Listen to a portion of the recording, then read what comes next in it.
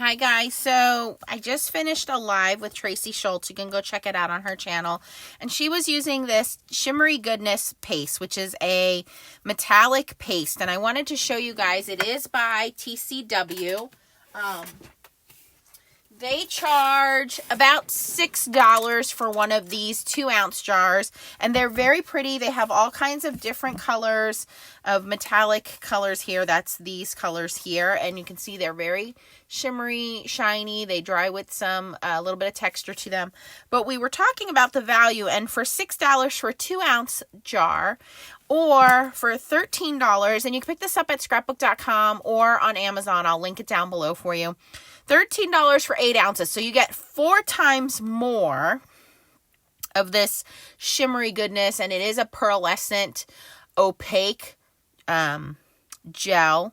We were thinking, well, wonder if we could color this. So then you don't need to buy the colored ones and have, 10 jars of colored ones. We can make the colors that you want on demand. So this is my quick little experiment video. I do have a little bit of press and seal in my lid here to just make sure that it doesn't dry out. So I'm going to put a new piece on here. We're done with our little experiment. All right, so I'm going to try coloring it with 3 different things. So the first one I'm going to use is just some Distress Oxide spray. This is called Kitsch Flamingo.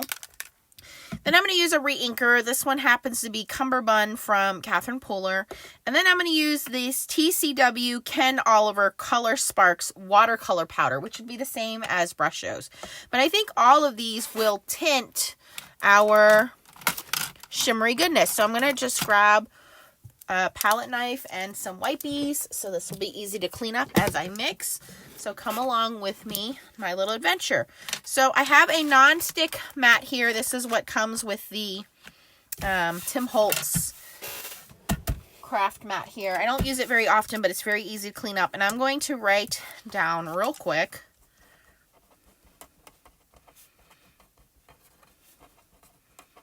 And of course, you could use what other mediums you have, but I just think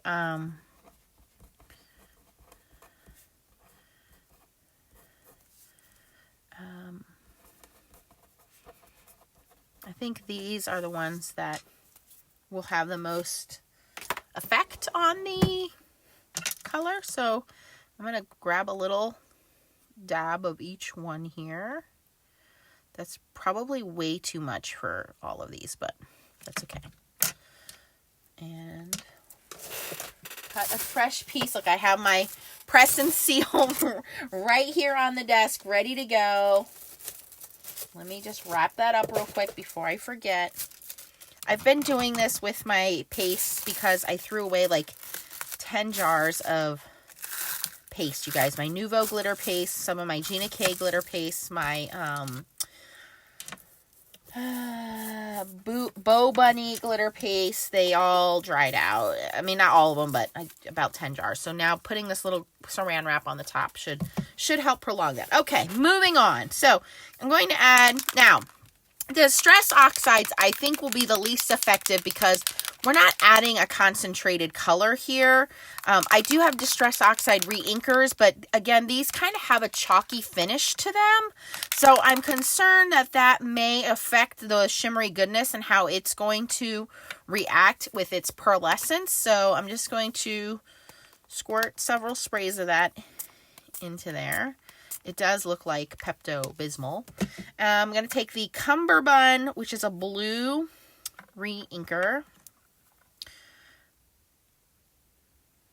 3 drops of that. Well, 3 and a little dab. And then the Color Sparks powder.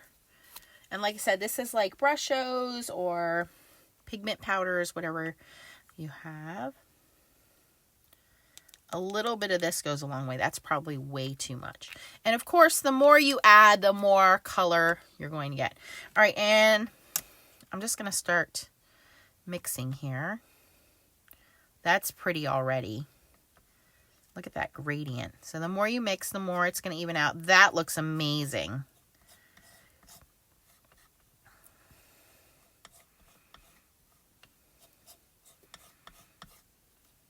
So if you want it darker, you would add more of the color. But this, where's my little swatch sheet? This is their Stencil Butter Orchid, which is a dark purple. If I add more, this is not too far. This is Stencil Butter Orchid. I mean, Sparks Orchid. So it's not too far from doing that. So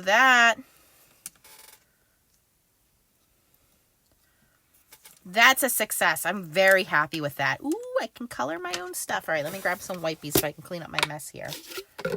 Just grabbing some wet wipes.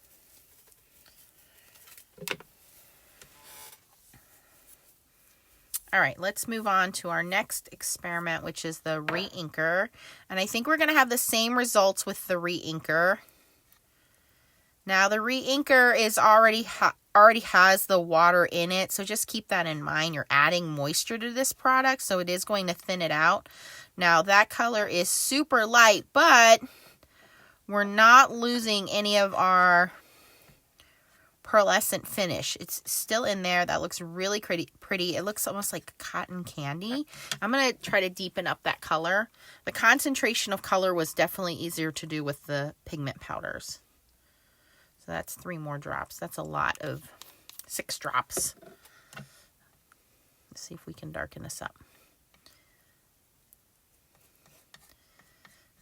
It's a little harder to mix again because we're adding a liquid to this, so it's making the consistency a little runnier, but it works. Definitely lightens the color out. The pigment powder, I think, had more pigment to it, more color to it. But hey, use what you have. That also, I would say, is a success at tinting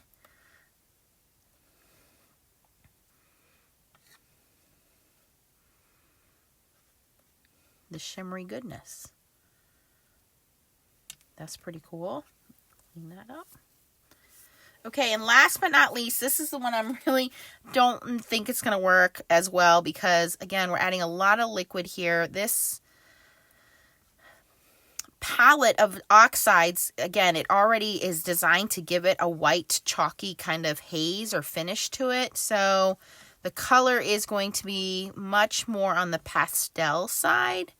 So you're not going to get a dark concentration. Of course, if you have regular distress inks or re-inkers, any re-inkers are going to work. So keep that in mind because the re-inker is just concentrated color. Okay, so that also worked in dyeing the color. You can see that this is much more fluid because we added a lot more liquid than in the re-inker to the mix, so it's way more fluid. This would be great if you wanted to paint with it. You could certainly do that. But it is more loose in consistency for sure. But also works in